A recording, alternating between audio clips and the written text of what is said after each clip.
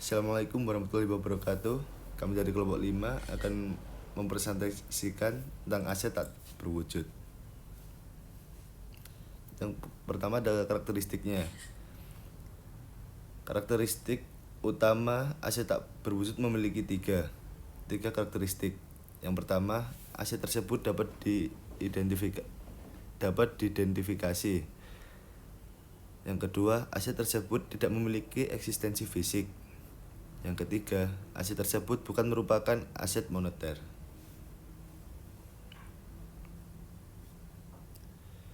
Penilaian aset tak berwujud yang dibeli. Perusahaan mencatat sebesar biaya perolehan atas aset tak berwujud yang dibeli dari pihak lain. Biaya perolehan sudah termasuk semua biaya akuisisi ditambah pengeluaran untuk membuat aset tersebut siap untuk digunakan.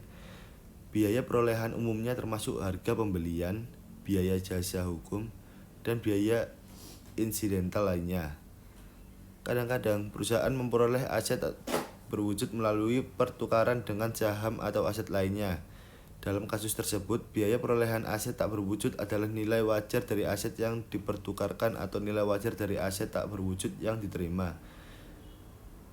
Bagaimana jika perusahaan membeli beberapa aset tak berwujud atau kombinasi dari aset tak berwujud dan aset berwujud secara bersamaan? Dalam pembelian keranjang semacam itu, perusahaan harus mengalokasikan biaya perolehan atas dasar nilai wajar.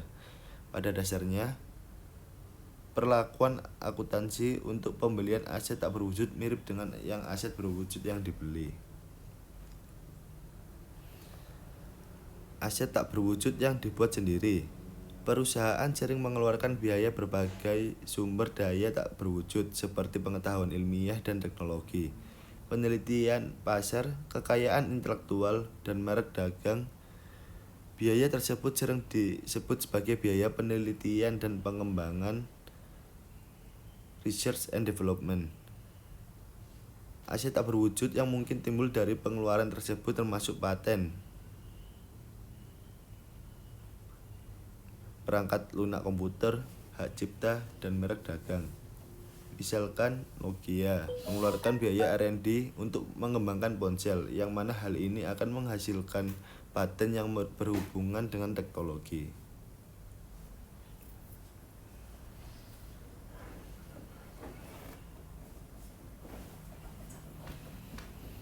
Amortisasi aset tak berwujud.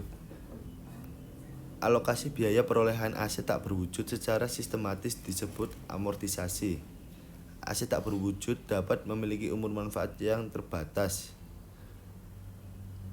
Aset tak berwujud dengan umur manfaat terbatas. Perusahaan mengamortisasi aset tak berwujud yang umur manfaatnya terbatas melalui pembebanan sistematis atau biaya perolehan selama umur manfaat aset. Umur manfaat harus mencerminkan periode di mana aset tersebut akan memberikan kontribusi pada arus kas perusahaan. Jumlah beban amortisasi untuk aset tak berwujud yang umur manfaatnya terbatas harus mencerminkan pola di mana perusahaan mengkonsumsi atau menggunakan aset. Jika perusahaan dapat menentukan pola itu dengan andal.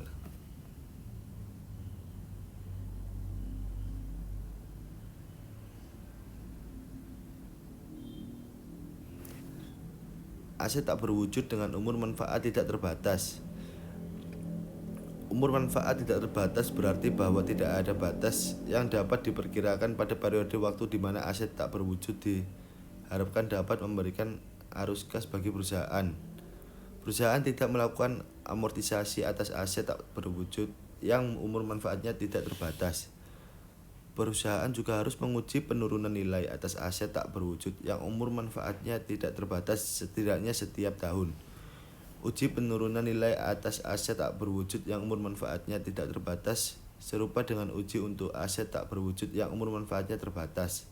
Artinya, rugi penurunan nilai harus diakui sebagai nilai yang jumlah tercatat aset tak berwujud dengan umur manfaat tidak terbatas kurang dari jumlah terpulihkan. Macam-macam aset tak berwujud. Yang pertama, aset tak berwujud terkait pemasaran. Perusahaan menggunakan aset tak berwujud terkait pemasaran dalam pemasaran atau promosi produk atau jasa. Contohnya adalah merek atau nama dagang, kepala surat kabar, nama domain internet, dan perjanjian non-kompetisi. Yang kedua, aset tak berwujud terkait pelanggan. Aset tak berwujud terkait pelanggan merupakan hasil dari interaksi dengan pihak luar. Contohnya termasuk daftar pelanggan, pesanan, backlog produksi, dan hubungannya pelanggan kontraktual maupun non-kontrak. Untuk mengilustrasikan green market mencatat pembelian daftar pelanggan dan amortasi pada akhir setiap tahun sebagai berikut.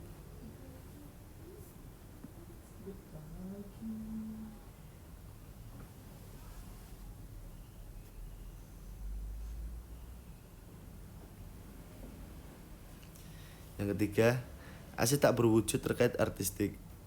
Aset tak berwujud terkait artistik mencakup hak kepemilikan atas drama, karya sastra, karya musik, gambar, foto dan video dan materi audio visual lainnya.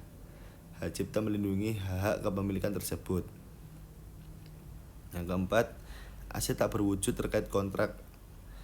Aset tak berwujud terkait kontrak mencerminkan nilai dari hak yang timbul dari perjanjian kontrak. Contohnya adalah perjanjian waralaba dan lisensi, izin konstruksi, hak siaran, dan kontrak jasa atau pasokan. Yang kelima, aset tak berwujud terkait teknologi. Aset tak berwujud terkait teknologi berhubungan dengan inovasi atau kemajuan teknologi.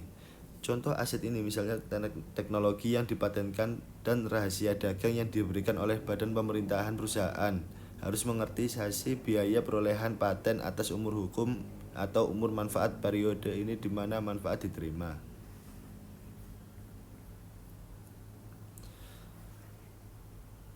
Perubahan permintaan, penemuan baru yang menggantikan penemuan lama, ketidakcukupan dan faktor-faktor lain seringkali membatasi umur manfaat paten hingga kurang dari umur hukumnya.